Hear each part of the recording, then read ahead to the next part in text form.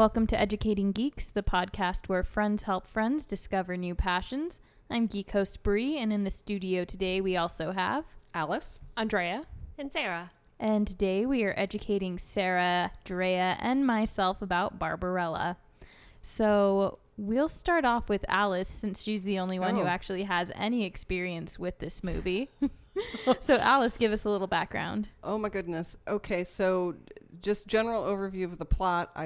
I would say that Barbarella, played by Jane Fonda, is sent on a mission from Earth to find a astronaut gone missing named Durand, who, as it turns out, may have created a weapon, something very uncommon in the future of Barbarella. Why would somebody want to do that? I'm also imagining that the word mission is in air quotes. Yeah. She's sent on a mission. No, she's sent on a mission. I feel like when she was undressing, like in zero gravity and like pointing her toes and being all sexy, I feel like that was an air quotes mission.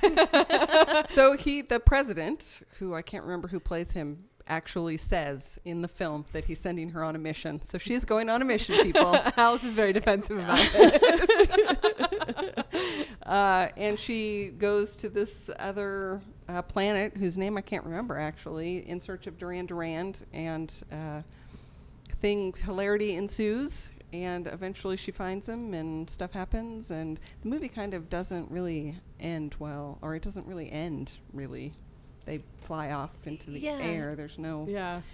But anyway, so that would be just a general overview of the plot. It came out in 1968, which is the same year that Planet of the Apes came out. It's the same year that 2001: A Space Odyssey came out. Bullet. They super loved the future in 1968. Mm-hmm. So what was your experience with it, Drea? Why hadn't you watched it? Because it was made in 1968. I don't know.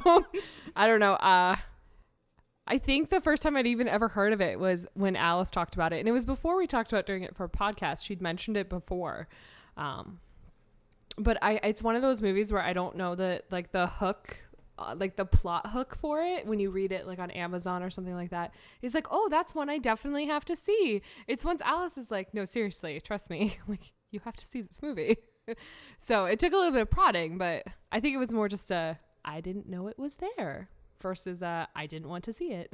And what about you? Yeah, that was my experience too. I think that I had it conflated in my brain with Attack of the 50-Foot Woman.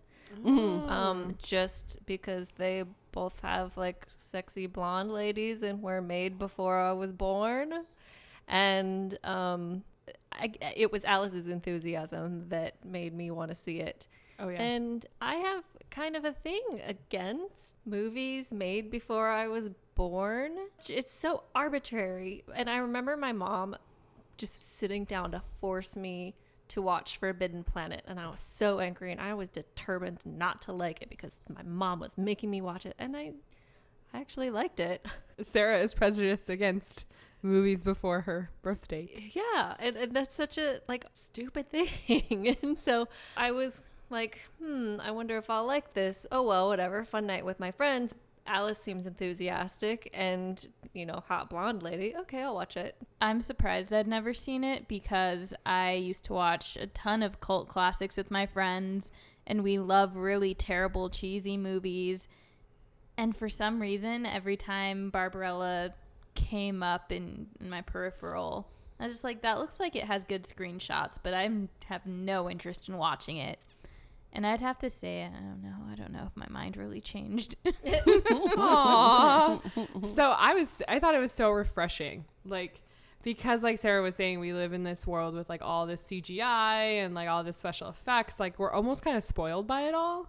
And like it was really refreshing to see it just on a soundstage, and like everything was, for the most part, I think, like legitimately there or done on a green screen. Yes, Alice? And Green screens did not exist. That technology did not exist until later. So they're using like a projector of a movie, actually, to create all those bubbly liquid, and they're spraying liquid on a thing. It's all very, very old school. So they like had to do when they phased all those people in the labyrinth out. That was all like after. That was like post-production. old school. Yeah, that's like, those are old school techniques. See, I found that all so refreshing. I really I was like, oh, this is so nice. Yeah, I'm starting to develop an appreciation for practical effects over CGI. I like when we watched E.T., I remember kind of being mad about some of the E.T. scenes being replaced by CGI because there's a lot to be said for practical effects and the skill that takes making them. I agree with that. I was really impressed. Like the swinging in the weird chamber of sleep or dreams or whatever, like the swinging things. Yeah, they gave you a little bit of seasickness, but it was a really cool effect.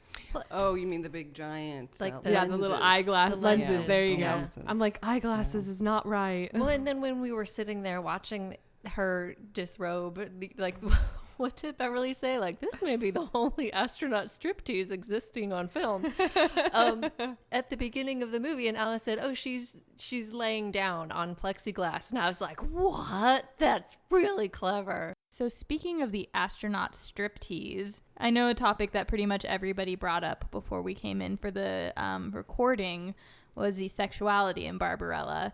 And how people are always like, oh yeah, it's just some lady going off having sex in space, which is exactly what somebody said to me on Twitter, basically.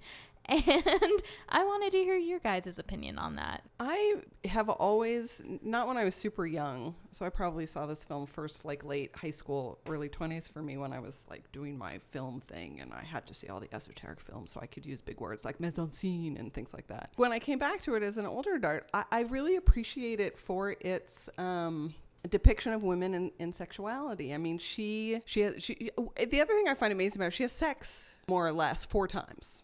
That's it.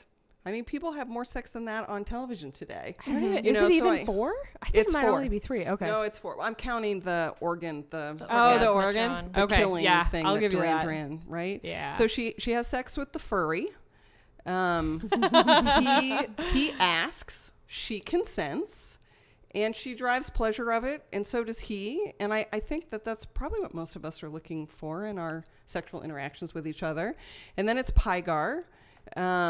So she's found this newly discovered joy in physical sex versus Demolition Man pill and hand sex. And Pygar needs some inspiration, so she thinks, well, and I enjoy this now, maybe this will inspire him. They don't actually show her asking him and him consenting, but I'm just going to throw it out that I don't think she rapes him, so that's also... I mean, There's no angel rape in he Barbarella. has I to don't think so. physically fly her up to his nest. So, like... He's got to want it, right? Yeah. Well, Or I'm just, not even I'm if he just doesn't saying, know. like, she's got to be like, hey, I know that's your bed up there. Can I go to bed with you? Like, he has to take her to bed. Yes, that's very And then true. he gets the inspiration, which he would probably not have gotten if it had not been consensual. Right, and she had other motives. She needed to get to Sogo. She knew that he was her short ticket ride, so she has agency in it. So then there's Delando, who's the leader of the resistance. Again, he asks. She consents. And his name makes me giggle. Dildano, yeah. That's because you're an 8-year-old boy. Whatever. Oh, yeah. Made me laugh, too, when Delando. he said his name. Yeah. Now, he wants to do it the old school sex way. So she Old might... school. Old school or slash new school. The old school. Old right? school For her, for- it's for old her. school. That's Yeah. true. That's true. Yeah. It's Yeah. for her. She's It's like, old school. wouldn't you rather do it the old way? Exactly. And she I'm she not a kind of savage. takes one for the team because she kind of doesn't want to, but she agrees. But it curls her hair, so hey. It curls her hair, and Exactly. then she's like, "Oh my God, finish already!" God. That was sorry. so good. And then the last time is when she doesn't consent and is put in the machine to be essentially death by orgasm, but Durand can't kill her because she can absorb all of the pleasure that the machine can output. So that's the one rapey instance of sex in the film. And he is summarily punished in the film. He dies a horrible death, which, I like that kind of, you behave badly, you suffer badly.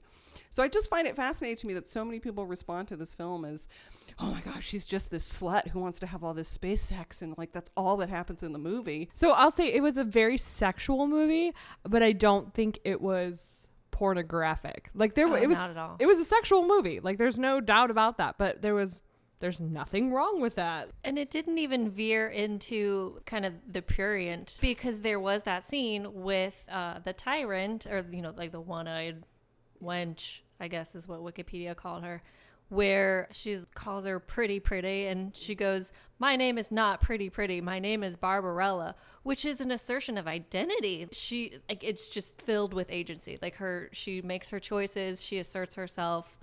It was a great. She puts her hands on her hips and states things factually. Yeah. Yeah. It was a great depiction of how a woman, because so much of feminism lately, and I'm sure back in this time as well, was man hating and like having an asexual identity, or at least that's how it's depicted by the media. Yeah, I was Right. going to say. It's no, not accurate. I'm I want to Perceived correct and that. It's depicted. perceived and depicted that way. And this is a great way for it to be depicted as that, no, you can totally still be a woman and totally still choose to have as much sex as you possibly want to, as long as you own awesome it. outfits. And wear awesome And wear awesome outfits. Though I gotta say, that plastic top she wears to bed doesn't look comfortable. No, Well, it doesn't. I will give you, many of them don't look comfortable, but they look good. I don't think that white, the red white thong and red looks really- one. yeah. That red thong over that white Yeah, that unitard. looks, Mike might be painful. It Yeah. looks a little painful, but also it looks like probably the most comfortable of any of the costumes. My favorite is the furry one, I have to say, and then she gets the tail tail? caught in the door. That was actually funny. Like, there were Yeah. a lot of moments where I was like, this isn't funny, but that was hilarious. That was That one and the hysterical. one where she trips in the capsule when she's trying to, and Right. And then when she scoots across on her knees, Yeah. it's like they had the thing tilted in the studio too far, and she couldn't stand up or something. There were just funny little things about it. I loved that it. I really, really enjoy. So I don't know. I mean, I find it interesting that people respond to it because it's a woman who's having and enjoying sex of her own free will and her own choice. Suddenly, the film gets labeled as like overly sexualized. I find that very interesting. I didn't see it as overly sexualized. I just felt like there wasn't anything connecting one scene to the next scene. So I was just like, oh, another sex scene. Except there are only those 4. So there are a lot of other scenes that don't connect with each other Yeah. either that have nothing to do with sex, right? That's how they all were for me, yes. And the other, they're, again, different style, right? It's the 1960s. It's a French director with an Italian producer, right? So not only is it a different time, but it's also a different culture period, right? The length of the scenes, they just go on and on. And you're just like, oh my God. It reminds me I've of a watched- play. Yeah, I've watched I've watched a lot of French New Wave. I took foreign films class, and I've watched some really lengthy scenes. And there were some scenes in this where I was just like, I don't know what the point is anymore. Yeah, no, I agree with you. And in a good film with a good director, a good cinematographer, and a good actor, you can have a long scene, but something's going on. Either you're getting this gorgeous panoramic pan of a scene that's setting you in space and time, or you're getting an actor's emoting through the scene or something. There just was not a whole hell of a lot going on in those scenes that just went on a little bit too long in this movie. Well, and I felt like there was a lot, and this is a part of my problem, the films from before I was born that I don't really like, it's because I don't really understand, not necessarily like the language, because I understand the words that are coming out of their mouth, but the storytelling language that those kinds of films use. And I was engaged enough that I wasn't checked out during those really long scenes, but I was getting like really antsy and not really understanding, like, okay, is it me that I'm not understanding what's going on, or is it the film? And then when I read Wikipedia about it, at the time, a review in Variety said that based on what has been called an adult comic strip, the Dino De Laurentiis production is flawed, with a cast that is not particularly adept at comedy, a flat script, and direction which can't get this beached whale afloat. So I kind of felt a little bit better that it wasn't me, it wasn't the era. It wasn't the era or my prejudices against it. It wasn't me, it was the movie. So the film is actually based on a French comic from the period that was published in 1966. I loved it. I did. There was something so just super fun about the movie. Like, maybe the scenes were a little long, but you know what? Seeing as I've seen some really bad films, like Krull, like really bad films. Oh, I love Krull. Ugh. You're going to have a chat later. Well, but I mean, that's the beauty of it, right? What works for you in the moment. And, you know, some film, I hated Curl too, and then I watched it with my ex-husband, and it took on a whole different realm, having him again in that joint experience. And I think when you're talking about a campy or a classic film, again, how you experience really helps. Like if you're sitting down to like watch All serious film, you know, it's going to be harder for you. Yeah. But I had Yeah. zero expectations for the film, and it exceeded them. right, exactly. That's very helpful in all cases, I think. Yes. I had zero expectations for the film, and through most of it, I wanted it to end. I kept checking the time, and I was like, only an hour and 20 more minutes. I was and like, that was after the credits. And I was like, I want more costume changes. Yeah, she gets a lot of them. Yeah. So what was everybody? So I really like the furry. What were some other people's favorite costumes? I liked the one that she slept in. I thought that was kind of like the prettiest and the hottest when she When went she's to on the plexiglass. Yeah. that and looked so also like one of uncomfortable. the most flattering. It looked horribly uncomfortable, but Yeah. I was just like, oh my, I can see through it kind of, but also it's like smoky, so it's kind of cool, and like, I don't Yeah. know. I like that one a lot too. Yeah. Yeah. And then Paco Rabanne, is that how you pronounce that? He was the designer, right? He's one of them. It was One of him them? and who's the other guy? Jacques Fonterey. I can't do Oh. a French accent, so that was really lousy, but whatever. There What were was two your of them. favorite The costume? furry was pretty excellent. I did like that because the tail really did make that costume. It did. But I sort of really kind of liked the astronaut outfit Oh, she got to take off. Sure. I loved the material and everything. Oh, It was yeah. so well. Not often do you get to see like the woman in the fun astronaut outfit. So I was like, I love that. Oh, and her Yeah. chainmail cape. I really liked that. with Yeah, the that was really chainmail good cowl. too. I know, with all of the I mean, they were just so wacky. You know, there was such a mix of wacky stuff. So you have all of her stuff, and then you've got Delando, who's in that sort of, you know, there's all this Short- S&M kind of weird Yeah. stuff that's happening. That Dodondo's outfit. Dildano. Yeah, that one really reminded me of like Zap Brannigan's outfit in Futurama, but like in brown instead of in the velvet. Oh yeah, I was looking at it and it looked like a jumpsuit that just had the legs cut off, and it was. I was just like, he looks like an exterminator, but like a hot exterminator maybe. with a cod piece. I always find it You like so the cod piece in the bowl fascinating. cut? It The just weird cracks me mustache? up. Yeah, we always All learn of the something men about were- Bri. All of the men are just oddly attractive, like attractive in a way that I don't want to be attracted to them, but whatever. Were you imagining smoking his essence? Ew, no. were you imagine being groped by the angel? Ew. That angel freaked me out. Was he wearing a God. fur diaper? Not like he was wearing a feather diaper, wasn't he? It was like a diaper, a feather skirt, whatever you want to call it. Yes. I will Because she say tucks the yes. gun into it, and I got really Yes. confused. I was like, she tucking that into his wing somehow? Where is that? Oh, I see. But it did come into play later. Yes, it She did that did. for a reason. It wasn't just to Yes. stick something down his pants. No, my face. Yeah. I mean, it's just there's so many funny lines. So Jane Fonda was married to the director when this was made, the French Yeah. guy. I don't know how long that marriage lasts, but And before that, he was married to Brigitte Bardot, which is who Barbarella is based on.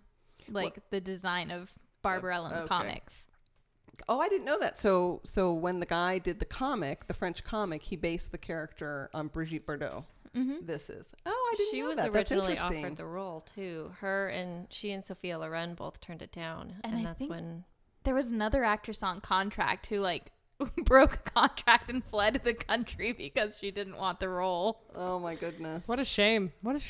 That's okay. We got We got Jane We Fonda. got Jane I got Jane Fonda. Fonda, who just really is painfully good looking. Yeah. Just painfully good looking. I was like really close to doing Barbarella hair for this recording. Like so That would have close. been tremendously awesome. It would have taken a lot of time. seeing as how you didn't even have time to eat, I'm glad that you chose to eat instead of do Barbarella hair. I'm pretty sure if I just blow dry my hair poorly, it just into Barbarella Yeah, hair. two of the four of us here could do Barbarella hair with no problem. So I'm fascinated with the you know, the tone of Jane Fonda's voice, you know, was musical to you, how you responded to the rest of the score, because it's so Oh God, no. period, Oh. I was just like, I'm in an elevator. I'm in a space elevator and I want out. I loved that every time something was moving or traveling, we got music. I loved that. Barbarella, salmonella, halabella, jaw. And I was just like, what? I think one of the reasons why it did sound so, not monotony, but like just not very natural, her voice, was I actually listened to an interview she did really recently with WNYC, and she hit puberty really late, and then her voice just like dropped, and she had like some kind of like gender issues because she was such a late bloomer, and then because her voice was so low, she was like, am I really a girl? Like she just had this like, what is femininity? Am I feminine?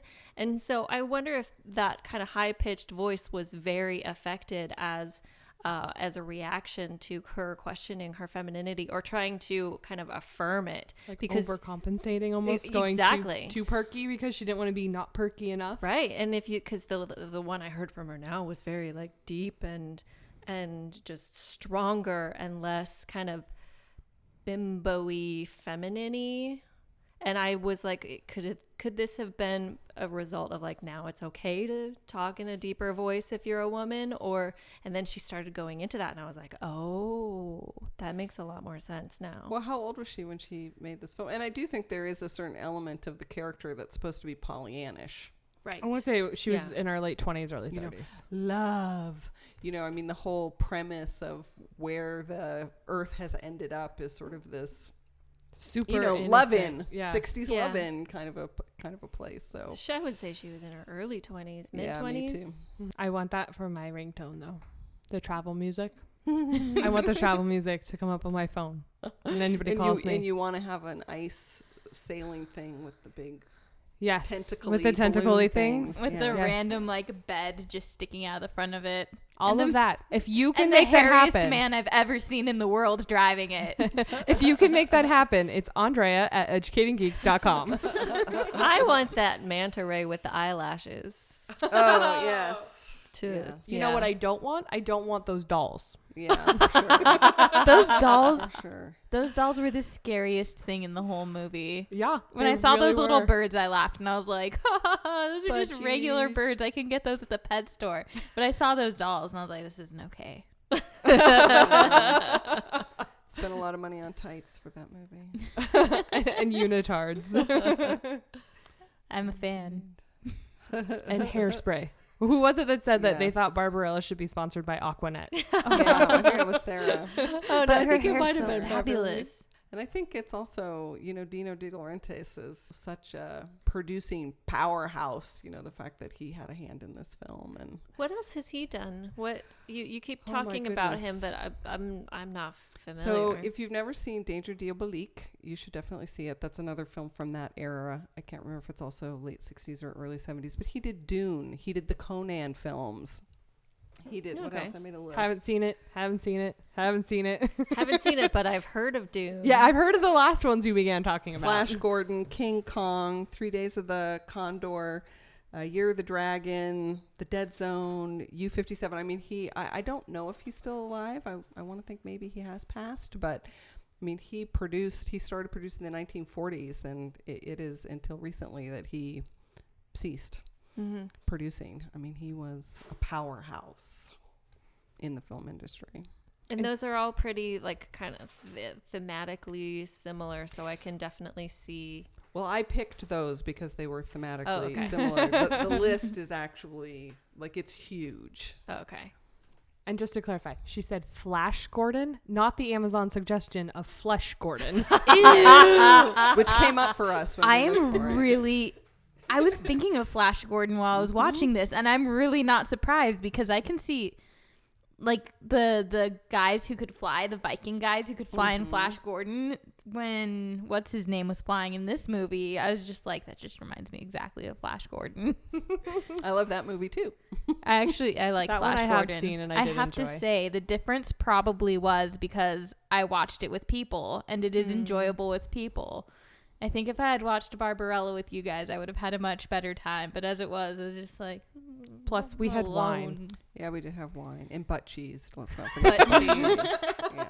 I watched it Go. without wine. Check out the wine. Educating Geeks Twitter for the butt cheese. It's Yes. definitely there.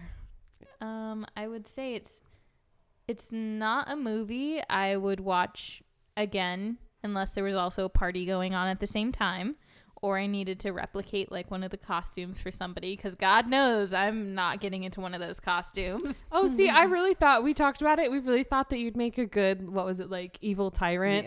Yeah, With the you- horn, with the I horn, would totally wear Yeah. that horn, You but could totally rock that. but I'd have to wear I wouldn't want to wear her one-eyed costume where the plunging front of the costume goes down to her crotch. Yeah. Yeah. But there are so many wonderful cosplay opportunities, not only from the main characters, but from the background players as well. I mean, they're just... for people who like using new and different materials, definitely. Yeah. I mean, the outfit that Duran dies in is amazing. It is absolutely All of them amazing. Are amazing. I don't like the one where he has sort of like the reverse cockroach thing in the front when he's, you haven't learned yet that he's Durand, but that one I didn't like so much, but I know didn't what like you're her talking one about. plastic boob that much. Yeah, It that was one. distracting in its asymmetry. That one did, and it looked, to me, that one just looked uncomfortable. and I would just like to say boots. Oh, Hell yeah. I yeah. would own Yes. every single pair of boots in this movie. Yeah. Yes. And they're pretty practical. She has her Yes. like little elfin green costume on at one point, and I looked down at her boots and I was like, oh, yes, this is adorable. They really I liked are that a few amazing. times she engaged in intercourse while in her boots. And just Are her you boots. saying that you haven't done that before?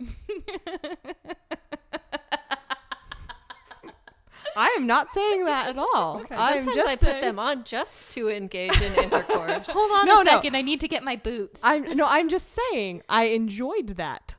The people aren't the only things that are decked out fabulously. She also had a spaceship that was entirely brown Yes. shag on the Yes. inside. Not wall And to it- wall shag carpet, But wall floor to to ceiling. Yes, and it has Sunday in the Park with George is the Yeah. picture that's there, and then her computer has a lisp, which I also adored. Oh, I loved it. Yeah, I gotta say though, she's got an entire spaceship of wall to wall, ceiling to floor shag, and she sleeps on the acrylic. plastic. Yeah. Yeah. That's kind of weird to me. I don't know. The didn't- future. When The she future, right? Exactly. The when she future. met Hand, what's his name? The first guy, furry the furry guy. When somebody was like, "You remind me of my spaceship. That's why I feel comfortable Pulling with you. you." Oh, he takes Yeah. off his furry suit and pulls it down, and it's still furry. And I'm just like, is that part of his suit? No. No. Yeah. And I liked the random statue that she had. Just her. It was so free. Well, that was the communication device with the Oh. president. That is what his image comes through when she's Yeah. speaking to him. And when 'Cause she I was offers looking to at the slip into something president. more comfortable. I want Okay. I want a classic statue in my room that's just a television. That would be so much Yeah. classier. I want that on my desk at work.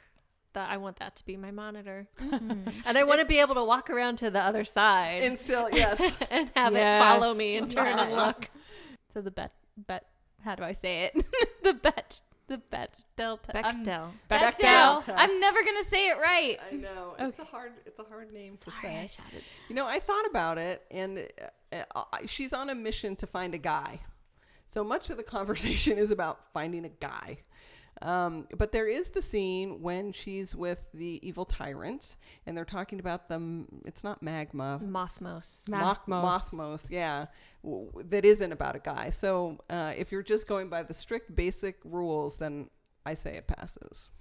I think when she's just hanging out with the Dark Queen or the Black Queen or whatever they call her, they don't necessarily really talk about guys. Like, they talk about good and evil and stuff like that, but other, like, I did, it passes. Yeah, I think so too. When she saves her and she calls her pretty, they're not, she's not asking for a guy. She's not asking for a friend. She's, hey, pretty. And she's like, my name is Barbarella. Yeah, yeah. So that's another, and that was almost an empowering one too. Yeah. As like toddlerish, my name is Barbarella. Like, I'm pretty sure I said, that's not my name is Sarah. Like, if somebody called me sweetie or whatever when I was a kid. But it was really empowering. I think that was my favorite part of the whole movie. So another film that I love for its campy value is Bob Wire, and there's a scene where the lead character or some guy calls her babe, and she essentially says, "Don't call me babe," and shoots him. Oh, I wish I could do that every time somebody called me babe. Or sweetie. Don't call me sweetie. Yeah. Well, I'm say, not that violent. I gotta say, if we can talk about all the movies we've watched for this podcast and all the ones we've seen, like, personally, this one probably passes the Bechdel test better than a lot of the other movies we've seen. And Yeah, especially with as much Star Trek as Bri's been watching. Oh my God. Like, this passes like heads and shoulders above that. Easily. And it's also one where Jane Fonda later in life, when she became more of a feminist and a little more political, she just looks back on it and is like, it was a film I did. It's sexualized, and I think she doesn't necessarily see it as a feminist film, or didn't at least see it as one when she was making it. But I'd say it does have a lot of empowering moments, even if it doesn't necessarily fit in with her politics later in life. I mean, I used to think I was crazy because I had this reaction at this film, and everyone I talked to was just like, "Oh, it's just a sex romp in space." So I actually did a bunch of research to see, like, am I the only person who thinks this? And I'm not, of course. And there have been many a dissertation actually written on how this is, can be taught as a feminist film text and, all kinds of stuff. So, I mean, I think if you approach it with the right view and you're not just going to do your riff track and make fun of it, but actually like pay attention to what's happening in the film, I think you can easily pick up on how it has, a little woman power behind it. And I love that that's not the point of it either. Like, it's very subtle. Yeah, it's like enjoyable with a great message that you take home, but mostly, entertainment value. It's not like the last half of Happy Feet. I'd forgotten that movie. Thanks a lot. Sorry about that. I would say her doing her la la la's after doing the dirty is a little over the top, but it represents that she enjoyed herself. Exactly. She enjoyed herself so much that she's like, don't you sing after you have sex? I mean, come on. I mean, like, if we're going to karaoke after, She wears boots and sings after sex, so whatever. Yeah, I actually sing like these little boots are made for judgy, walking. No, actually, I'm like, you go, girl. No, against me. Well, you were cagey. You wouldn't just straight out admit it. So either way, Bri's owning it. Let's guess, like, I want to see, it's like Bri in the boots, but then she rolls over and like plays on the keyboard. Like in the 80s. Let me find my key.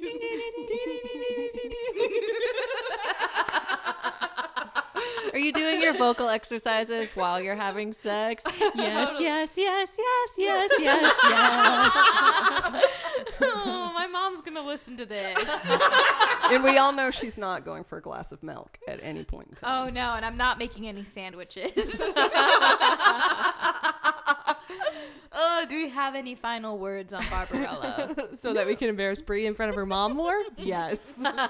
No, I would say that I would say to people who are younger, who may not even be aware of the film, to get a group of friends together. I would suggest women friends, but any group of friends is fine, and have a party and watch this movie, because I think you'll end up enjoying it and having fun. Absolutely. I second that. And we'll come too. Invite us, we'll come. Andrea will bring the butt cheese. I have to say, I started out the podcast and I said I would never watch this film again, but you guys have convinced me. I would watch this again with a group of friends. It seems like it would be a lot of fun. Thank you for joining us today. This has been Alice, Andrea, And Sarah. and Bri. You can find us at educatinggeeks.com, #educatinggeeks on Facebook, Twitter, Tumblr, and Google+. If you enjoy listening to Educating Geeks, make sure that you subscribe to us on Stitcher or iTunes. Subscribing will get you immediate access to our new episodes as soon as they're posted. And while you're there, you might as well give us a rating or a review. We'd really love to hear your feedback about the show. The Barbarella Geek Supplies will come out next Wednesday, and the Educating Geeks drinking game rules will be available next Friday. We hope you'll join us for our next episode, where we will be educating Sarah on the Guild seasons 1 through 6. Thanks a lot, guys. Ciao. Bye. Love. Yeah.